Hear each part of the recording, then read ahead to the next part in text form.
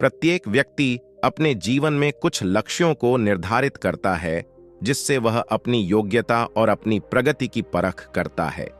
यदि लक्ष्य हासिल नहीं होते हैं तो वह अपनी कमियों को देखता है, उसमें सुधार करता है और फिर उन लक्ष्यों को हासिल करने की कोशिश करता है।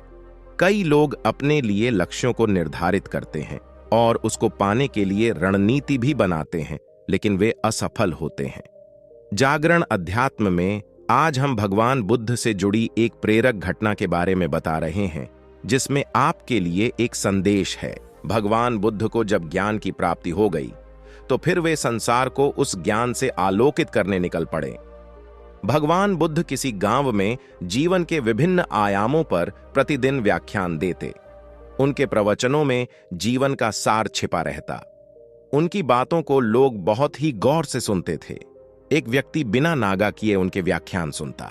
काफी समय बीत जाने के बाद भी उसने अपने अंदर कोई विशेष बदलाव नहीं पाया है।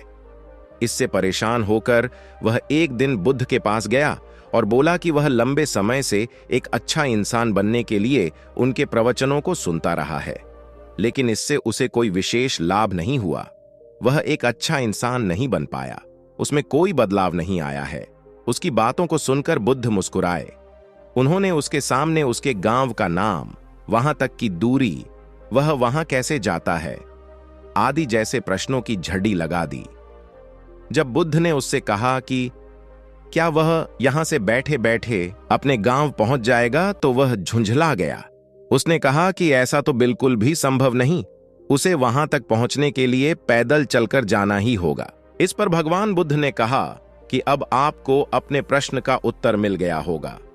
यदि आपको अपने गांव का रास्ता पता है, लेकिन इस जानकारी को व्यवहार में लाए बिना वहां नहीं पहुंचा जा सकता है, उसी प्रकार यदि आपके पास ज्ञान है और आप इसको अपने जीवन में अमल में लाए बिना एक बढ़िया इंसान नहीं बन सकते।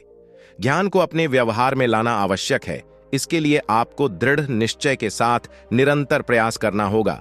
ज्ञान को व्यवहार में लाए बिना लक्ष्य की प्राप्ति नहीं की जा सकती है।